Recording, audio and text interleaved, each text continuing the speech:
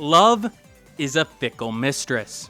Some people find love right away, while others are destined to never find it at all.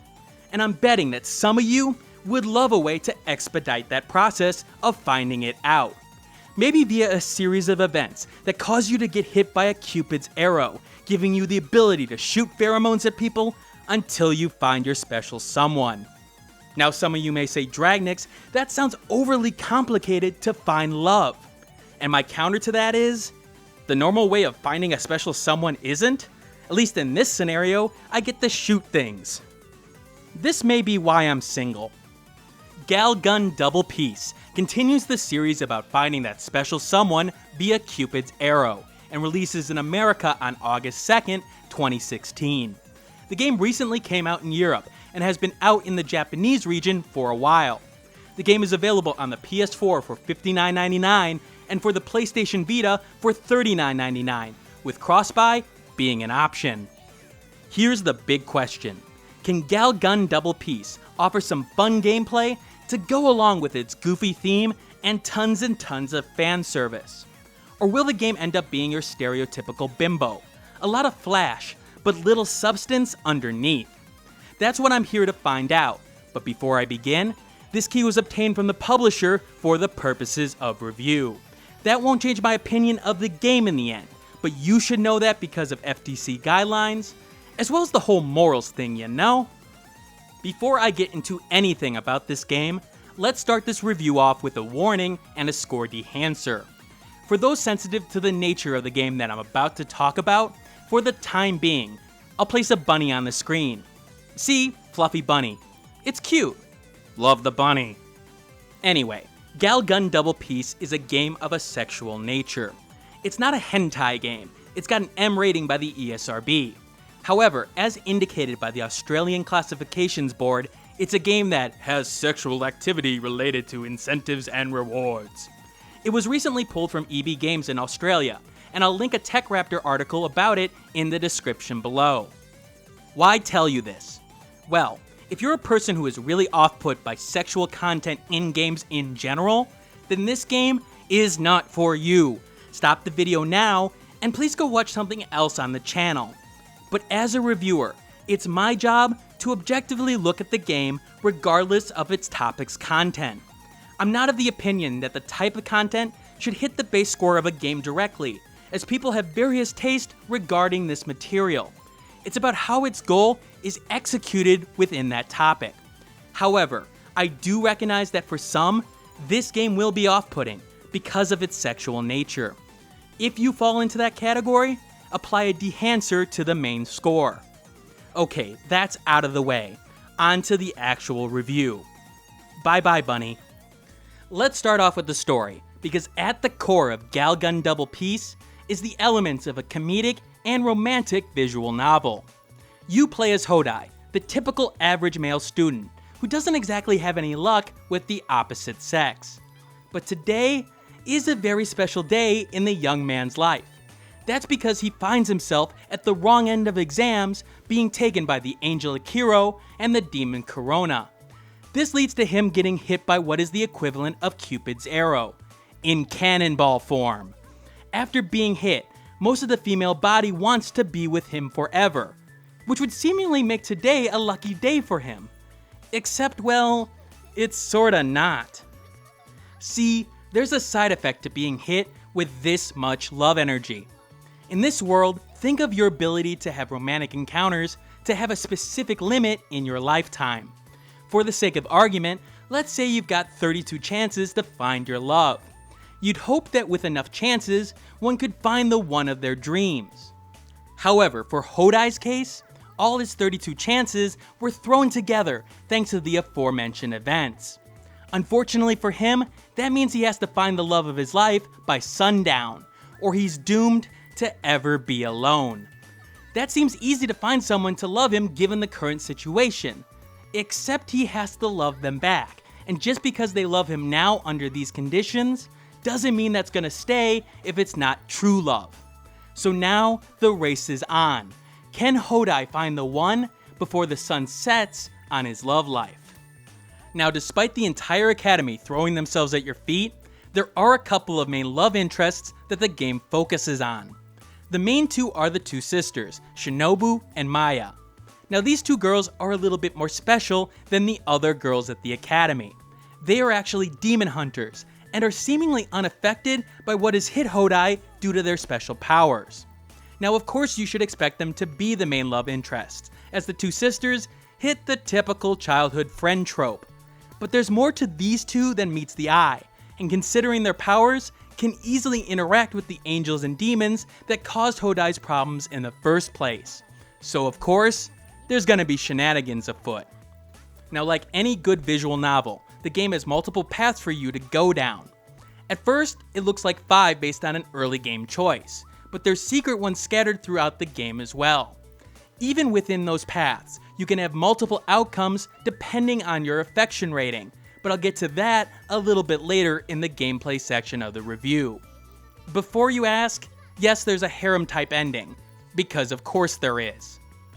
While I didn't complete every ending available, I did hit a good chunk of what I think has been offered here, in particular with the main cast of characters in question. Now, some routes won't be available until you completed other ones, so the game pretty much requires multiple playthroughs to see everything it has to offer, and I mean a lot of playthroughs. So in a game about shooting euphoria into high school girls, you shouldn't really expect that much from the plot, right? It's just gonna serve as a vessel for the lewd gameplay that you're going to experience, holding it together like a set of hooks on the back of a bra. Well, I'm happy to report this is not the case in Galgun Double Peace. Mostly. Because under the layers of perversion and lewdness, there exists some good touching moments within the plot. And I'm not referring to just physical touching, I'm talking about good emotional moments. Get your heads out of the gutter. I was caught off guard by a couple of moments in the game that felt very, very real, despite the whole angel, demon, and pheromone shot thing. The highlight of the game for me was Shinobu's route, as the dive into her character felt like the writer took an event from their life and mixed it in within this world that was developed. Her actions feel justified and yet off in the right ways, as she struggles with the elements of her daily life and what her feelings for Hodai mean for her demon hunting career. She feels not like a prize to be won, she feels human and real, which is exactly what you want in a game with romantic elements. Now, it's not like the other routes of the game are bad or anything, but when it came down to it, Shinobu's just shines a little bit better than the other options here. As for the writing as a whole, the game definitely takes a lighthearted approach to its storytelling. Of course you can expect sexual innuendo being sprinkled in left and right, and the game gives you every opportunity to make it even more perverted with some of the in-game dialogue choices. And the game also makes it clear that you can be just a tiny bit creepy when you make those choices. But beyond that, the game likes to mess with the player, breaking down the fourth wall or throwing in nice little gaming references along the way. It does it with a nice little bit of flair, being overly dramatic in some places, while being underdramatic at others. This is used to build up the absurdity of the situation that Hodai is in. You will get a few good laughs out of the plot, and it definitely won't bore you during any of the story sections. Now, does the game ever approach Danganronpa or Zero Time Dilemma writing? No.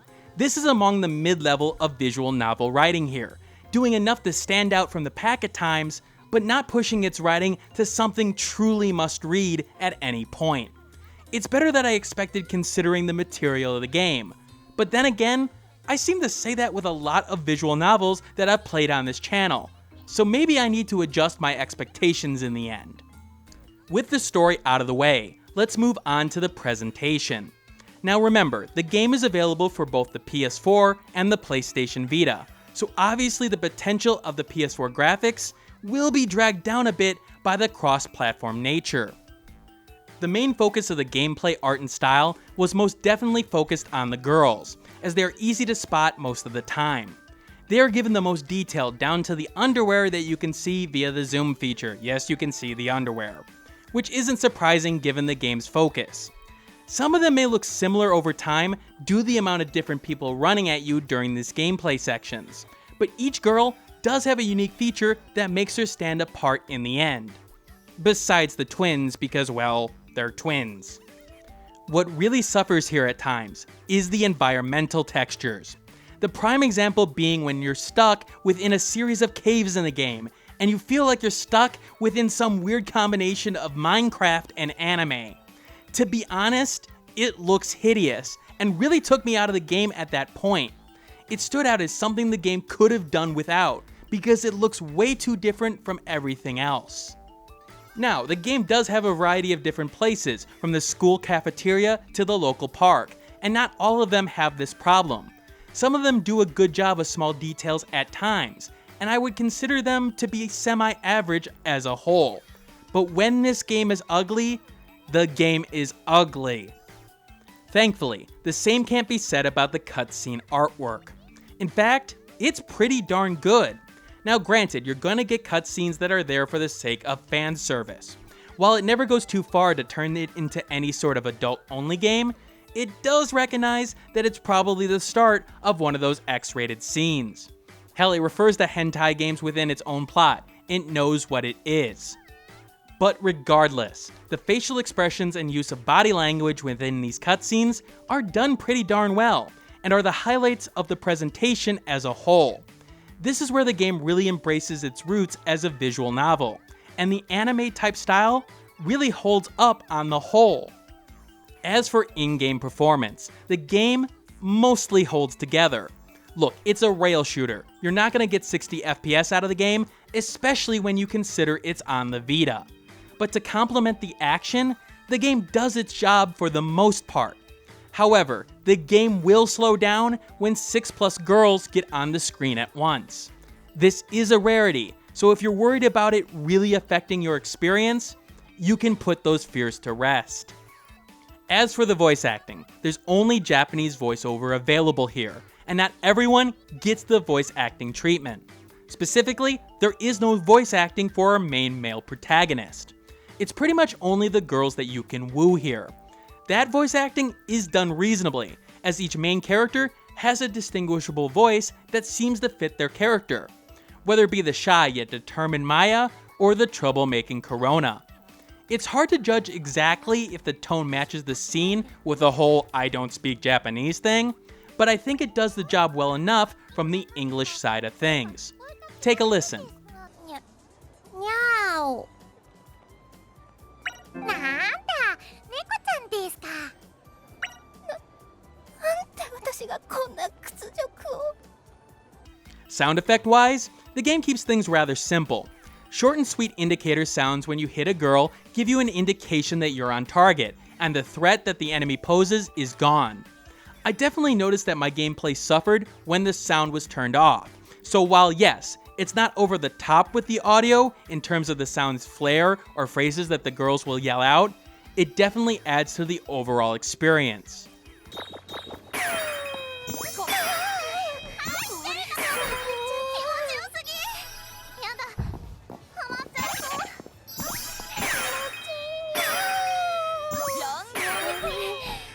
Music-wise, the game has a collection of upbeat music that complements the simple action in question. Some of the music does start to blend together after listening to them back to back to back, however. However, some songs can be really catchy, but it's nothing that will get you out of your seat and onto the dance floor. Take a listen and determine it for yourself.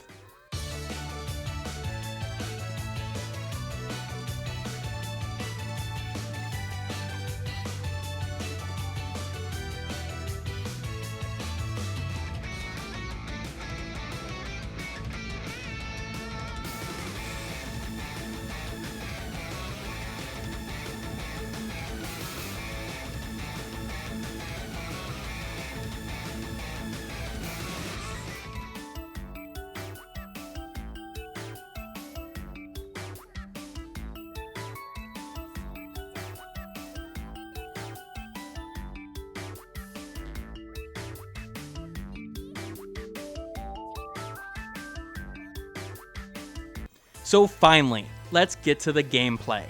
Galgun Double Peace is a rail shooter, but instead of shooting bad guys, zombies, and hellhounds, you're shooting high school and middle-aged women. Your job is simple: make it to the end of the stage without being trampled by these love-stricken girls. These girls are relentless, as they'll come from everywhere to grab you, even if it really doesn't make sense in the end. How long were you girls sitting in that locker to pop out and surprise me?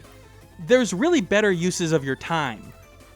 In order to not be completely overrun, you defend yourself with an ability that you obtained from the aforementioned Cupid's arrow, the Pheromone Shot. This shot basically is a concentration of pleasure that you fire at the girls. Now, I'm assuming that the shot is an obvious metaphor for something, but this is not the place for life lessons, people. Check some other YouTube channels for that. Shooting a girl enough times anywhere on her body will cause her to overflow with pleasure, causing her to stop her relentless assault and melt into a pile of good feelings. So, shoot girls until they stop trying to hug you to death. Simple enough. In addition, each girl has a euphoria spot, which is basically the equivalent of a glowing red weak spot you'd see within a typical gaming boss. Hit the girl here, and she basically gets one hit KO'd. You can combo this one in particular for the score aspect of the game, as that shot gets you the most points. Now the girls won't go down without a fight, as they've got two main ways to get at you. First, if they get close enough, they can grab you and give you affection via a kiss or a confession love letter. But there's also ranged enemies as well, who will shout encouraging or embarrassing words at you from afar. You can deflect those via your pheromone gun, somehow. In any stage, you die if you take too many hits to your life meter, of course, but I'll go into detail a little later on why you shouldn't worry about that. Now, when things get really chaotic, you've got one go-to move, the Doki Doki field. This mode takes you to a special fabric of space where only the girls touched by the field exist. In this mode, you have to find their special spots to bring them to pure pleasure. Yes, this is where the game is strongly sexual in nature. In particular, when you complete the small mini-game, they bust out in smiles and peace signs for some reason. I guess they're at peace with all the euphoria they're feeling? I feel like I'm missing a reference here or something, but it's probably better that I don't know at this point. Ignorance is bliss. Once in a while, the game will also throw a special level at you, where you have to interact with a particular girl who's got herself caught in a convenient yet erotic situation. In this mode, you touch the girl in various spots, whether it be to heal a wound or to try to unstick her from a window. It's very similar to the Doki Doki mode, but specifically handles the more main protagonists of the game. Now look, I said the game was sexual in nature, and these sequences are the most prominent example of it. Because, well, let's just say that certain motions and camera angles make it seem like you're doing something else as well. Let's just say that if the game went any further, this video would probably be taken off of YouTube due to the community guidelines. If YouTube actually did anything with the community guidelines. Yep, that's a shot at YouTube. Okay, with all these details out of the way, let's talk about the gameplay generically. Now look, you're probably not going to expect the most complicated gameplay when it comes to rail shooters. The gameplay is simplified to begin with, and to be fair, Galgun is competent in the genre. It's not special either, you have some tools at your disposal, but part of the appeal of the genre has to do with simplicity. Things come on screen, you shoot them. Galgun does that well. Control-wise, the game does its best on the PS4 platform, but it's already at a disadvantage due to the fact that it's not the PlayStation Vita and doesn't have a touchscreen. Now, surprisingly, the control stick does the job once you get used to it in terms of aiming on the PS4. Because the game can have girls coming from literally everywhere, you've got to be able to react quickly but have precision. The game gives you a couple of tools to do that with the zoom and the slowdown feature. Mastering these tools are important, in particular with the second one, as you'll need the precision to hit far off elements of the stage. Once you get the controls down, you will have absolutely no problem hitting things rather quickly in succession. It's probably one of the better control schemes for a controller-based rail shooter out there. That's not on the Wii. With that said, there is a part of the control scheme that doesn't work as well here. See, the PS4 controller does have a touchpad, and that's used in the more intimate moments of the game, as I mentioned earlier. and the implementation here is very hit and miss. While certain actions like rubbing and swiping seem to work just fine without any problems, when the game wants a more complicated action, like moving in a full rotation, that's where the inaccuracy of the pad really starts to show. You'll be frustrated as you'll try your best to get 10 to 12 rotations, but end up with 3 because the game is seemingly not registering your fingers. I will say that this does boost the value of picking up the game on the Vita, considering the control scheme there. But for the PS4, it was infuriating. That's an enhancer for the Vita version of the game. Now, despite being pretty standard in the genre, there's a couple of design decisions for this specific implementation that I enjoyed. First of all, each girl has the aforementioned Euphoria spot, and it's always the same location for that specific girl. You may think at first that it'd be better if it was randomized, but I think it's the opposite.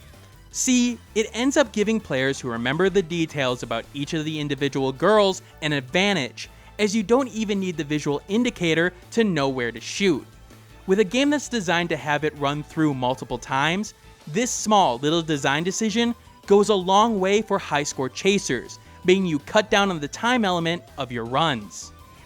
I did also like how the game attempted to mix things up location-wise, and in particular, when Hodai had to escape in various ways within the game.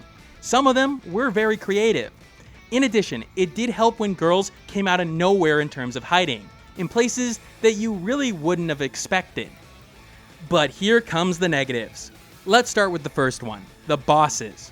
They follow 2 specific patterns overall, but these patterns are very easy to deal with. While the boss fights with the actual girls are a little bit more straightforward, the fights with the monsters have you save the girls from tentacles, for example. You would expect a little bit of a challenge. But here's the problem. You can get through these fights without breaking a sweat. Boss fights should be a test of your skills, and they aren't here. And that's before you upgrade yourself. When upgraded, before some bosses could even get an attack off, I had already done enough damage to move the game into the next phase of the fight. Heck, in order to see what the punishment was in terms of not saving the girls in these sections, I actually had to put the controller down to see what happened. Which leads me to one of the game's biggest flaws, its difficulty. The game has 2 difficulties, beginner and expert. I played expert the entire time, after playing the beginner and finding myself not challenged at all. But sadly, expert didn't really give me a challenge either. Through my entire playthroughs of the game, I died in 1 battle. And considering the fact that you could restart right away by giving up some points that you earned, it wasn't that big of a deal to die. I really never felt threatened by what the game had to throw at me. And if you're looking for a challenge in the rail shooting arena, Galgun Double Piece is not going to provide you that challenge. That's a dehancer. And then there's the other big problem, variety. Sure, the game will throw girls at you in different numbers and formations at times, but that can only keep things fresh for so long, and soon, you'll realize that the game doesn't have a lot of tricks up its sleeve, especially in the enemy variety department. The only other enemy type is girls who have been affected by demons, which is just another layer that you have to shoot. Girls rarely do anything special movement-wise, and the game doesn't have too many different locations in the end. The game really needed to follow in the footsteps of other games in the genre. Introduce girls that could defend themselves for a period of time from your shots. Or have a guy show up who's unaffected, but now that he gets hit by a Pheromone Shot, runs at you with a mad dash. Force the player to at least think about what he's shooting and why he's shooting it. This issue would be a major problem usually, but it's amplified by the fact that you've got the visual novel core here as well. In order to see the different endings, you'll have to play through the game multiple times, pretty much from the beginning. Granted, most of these routes can be completed in 1 to 2 hours, but by the 3rd or 4th time that you're playing through, you've pretty much seen everything the game has to offer gameplay-wise. And it gets boring. Really, really boring. The only thing that will keep your attention is the collectibles you can find within the stages, whether that be the handbooks of the various girls, or items related to optional quests that can earn you more money. In addition, some stages, you'll be able to find hidden costumes that can change the appearance of certain characters when you use the dressing room. Beyond that, all the girls have measurements that can be gathered by hovering over their specific body part. Those completionist type of players will find a lot to do within the halls of Galgun Double Peace, so if that sounds like your type of thing, add an enhancer to the score. But if you're not a completionist, you'll struggle, as you'll really feel the effects of the lack of variety in gameplay here. One other thing, you do have an RPG element to your character. There's 4 stats for your character: intelligence, athleticism, style, and lewdness. Certain girls in the game are supposedly easier to woo and raise affection depending on your stats. But to be quite honest, I really never saw a huge difference in terms of gameplay when it came to those stats. Maybe I just made the right choices or I'm really good at rail shooters, but I felt like the system didn't really make a difference in the end. Affection rating is the key, so making the right choices and doing well within the special modes, and you'll be fine. In the end, Galgun Double Peace is more than just a game of perversion that some people would want you to believe it is. There is heart under the surface here, and some of the game's writing does tug on some heartstrings, while keeping the game in a happy and lighthearted mood. With that said, the game's biggest problem isn't its subject material, it's the gameplay. Too little depth in certain areas of it turn the game into a slog, making a game that relies on repeat playthroughs hard to grind out. Taking in all the factors, Galgun Double Peace scores a 68 out of 100, meaning it's a target sale title for most people out there. Now, like always, I do have an enhancer system for my big reviews. Apply these score adjustments if you strongly fall into the category listed within the enhancer. After that's applied, check my channel guide scoring system to see where the game now ranks. In Galgun's case, it's one of those games that's already highlighting one of the big reasons for my scoring system as a whole, as games with sexual content such as this will be a blessing for some, and a curse for others. Anyway, that's it for the review of Galgun Double Peace. Hopefully you found the review to be useful, and if you have any questions about the game specifically, let me know in the comments section below. I always advise everyone to read or listen to a second opinion on reviews as well, so check out OpenCritic for Galgun Double Peace reviews, and I'll put a link to that in the description below. Thanks for watching, and I'll hopefully see you later on the channel. Thanks for watching. Like the video, share it with a friend, and subscribe if you want more content like this. In the description below, you'll find the Steam review accompanying this vid, along with social media that you can follow me on, Twitter, Google+, and Facebook groups. And if you want to support the channel, click that Patreon on the left of the screen. And remember, keep on gaming.